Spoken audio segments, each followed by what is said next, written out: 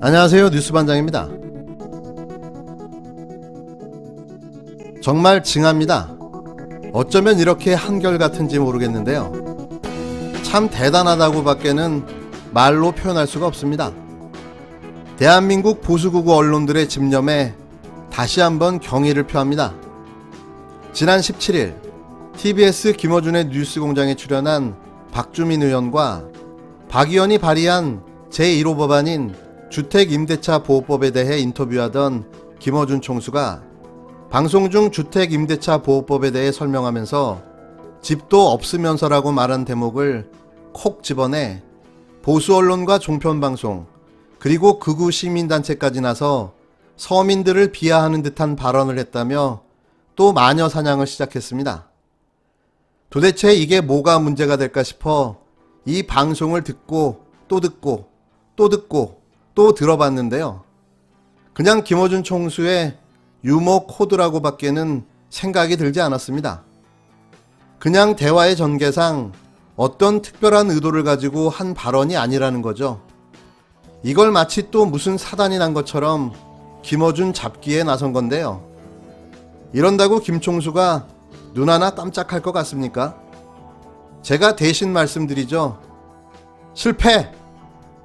기레기 여러분, 여지없이 실패했습니다.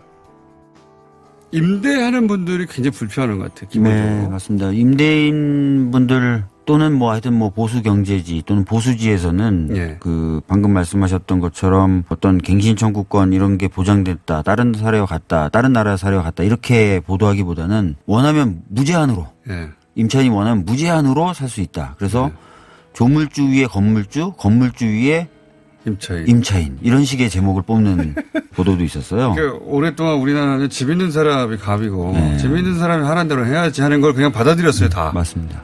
다 받아들였기 때문에 불편하게 여기는 사람들이 많은 것 같아요. 집도 없으면서. 방송을 다시 한번 처음부터 잘 들어보시고 기사를 쓰시기 바랍니다. 사람은 언제나 자기가 보고 싶은 것만 보이고 듣고 싶은 것만 들린다는데요. 인간의 본능이라고 합니다. 꼭 김어준 총수가 말실수를 해서 방송에서 퇴출시키고 싶은 거겠죠. 그대들의 목적이 그것 아닌가요? 그러니까 실패라고요. 실패했습니다. 채널A 사건과 한명숙 전 총리 사건에 대해서도 좀 말씀을 드려보겠습니다. 채널A 사건 같은 경우에는 지금 대검 감찰부에서 감찰을 하다가 대검 인권부로 넘어갔고 그 이후에 서울중앙지검 형사 1부가 수사를 진행하는 것으로 알고 있습니다. 맞죠? 네. 네. 그리고 한명숙 전 총리 사건은 대검 감찰부에서 감찰을 하다가 서울중앙지검 인권감독관이 조사를 하고 있는 것이 맞습니까? 네. 네. 채널A 사건 같은 경우에도 사건에 대한 의구심이 날로 높아지는데 결국에 다시 셀프 수사하는 것 아니냐라는 의혹들이 계속 제기가 되고 있습니다. 지금 사건 발생 몇 개월이 지나서야 이제 관련 검사의 그 통화 목록을 압수했다라는 보도가 이제서야 나오고 있는 것 같습니다. 그 외압에 흔들리지 말고 사건을 공정하게 수사할 수 있도록 법무부 장관에게도 일일이 사건 지휘를 할 수 없도록 자율권을 주었더니 마치 검찰은 자신들이 민주적 통제조차 받지 않아도 되는 것처럼 헌법 위의 기관인 것처럼 수사를 자의적으로 하고 있는 것으로 보여지는데 검찰을 감독해야 될 법무부가 이에 대해서 책임 있는 조치가 필요하지 않을까라는 그런 생각이 듭니다. 추미애 법무부 장관이 18일 한명숙 전 국무총리 사건과 채널A 기자검사 간 통화 논란과 관련해 대검찰청이 감찰을 중단하고 서울중앙지검 인권감독관실에 진상 확인을 지시한 조치는 옳지 않다고 말했습니다. 사건 배당과 지휘 결정의 최종 책임자인 윤석열 검찰청장을 작심하고 비판한 건데요.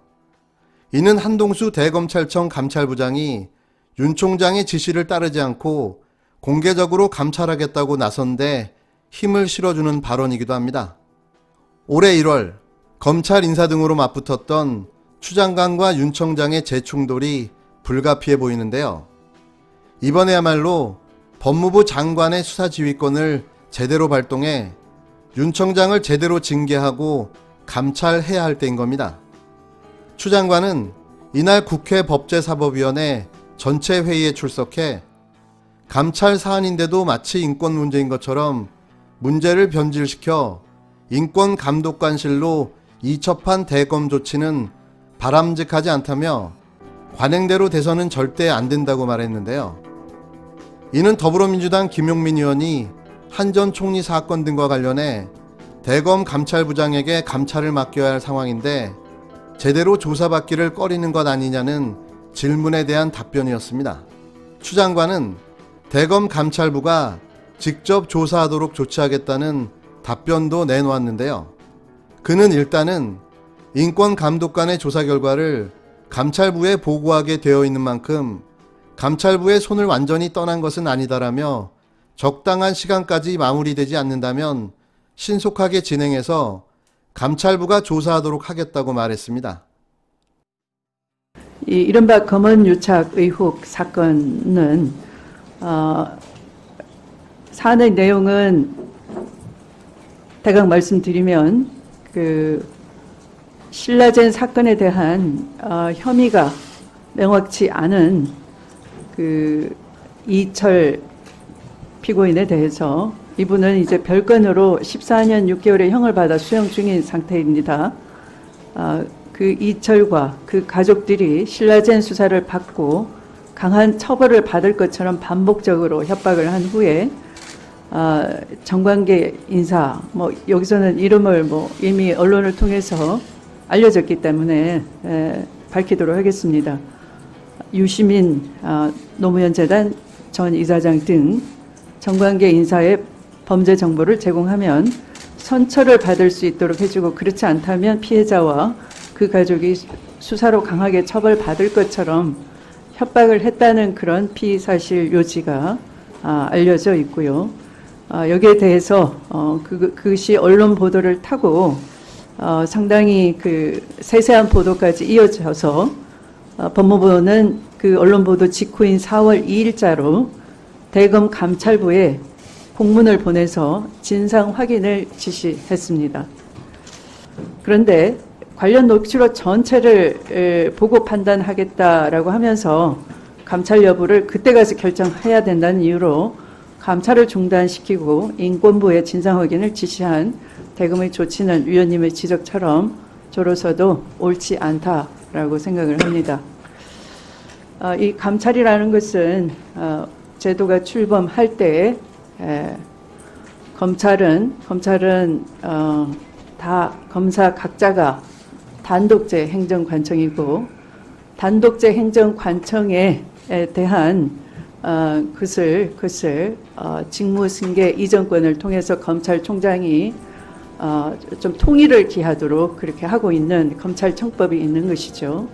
그러나 그런 검찰청법이 직무승계 이전권을 가지고 있는 검찰총장의 정점으로 지휘감독권 아래에 놓였다 하더라도 이 감찰만큼은 제도 출범할 때 바로 그런 것을 견제하고 법령 위반이나 인권 침해나 이런 재반 업무 집행상 일어날 수 있는 그런 부당함이 없도록 하는 하나의 내부 견제 장치인데 그것을 지휘권자가 스스로 무너뜨린다 하는 것은 이것이 개혁의 주체가 돼달라 제가 부탁을 드렸는데 오히려 개혁의 객체가 될 수 있다 하는 상당한 우려를 드러낸 그런 사안이라는 점에서 저는 대단히 심각하게 생각하고 있습니다. 검찰청장의 핵심 지휘 감독권인 배당권에 추 장관이 직접 개입하겠다는 의사를 밝히면서 양측의 충돌은 불가피해 보입니다. 대검 감찰부에서 담당하는 진정 내사 사건의 경우 일반 사건과 마찬가지로 조사를 통해 징계 처분을 할 상당한 근거가 있으면 정식 감찰 사건으로 전환돼 배당을 받아야 하는데요. 추 장관이 직접 대검 감찰부로 사건을 배당할 수는 없다는 이야기입니다. 하지만 법무부 관계자는 중앙지검이 사건 조사 결과를 대검에 보고한 이후에도 부족한 부분이 있을 수 있는데 그때도 감찰부가 배제된다면 추가적인 부분을 보고받을 수 있도록 조치하겠다는 취지라고 설명했는데요. 양측은 한 부장의 감찰 정당성을 놓고 대립할 수밖에는 없습니다. 고검장 출신의 한 변호사는 징계 시효가 지나 감찰의 대상이 될 수 없고 중앙지검의 수사 여부를 판단해 보라는 대검의 결정은 합리적으로 보인다고 진단했는데요. 이 변호사는 다만 수사의 시효가 남아있어 감찰을 해야 될 상황인데 지휘관이 무마하기 위해 회피했다면 한 부장이 정당성을 가질 수 있다며 이럴 경우 한 부장이 서면 등 공식적 이의제기 절차를 밟았는지도 중요할 것으로 보인다고 덧붙였습니다. 지금 벌어지고 있는 일련의 상황은 윤석열 청장의 감찰 무마로 봐야 맞는 거죠. 그것도 무려 2번씩이나 말이죠. 첫 번째는 채널A 검언 유착 사건이고 두 번째는 한명숙 전 총리 뇌물 사건인데요. 공교롭게도 이 두 사건 다 검찰이 직접 개입된 사건인 겁니다. 지금 윤석열은 무슨 생각을 하고 있을까요? 그의 심판의 시간은 점점 다가오고 있습니다.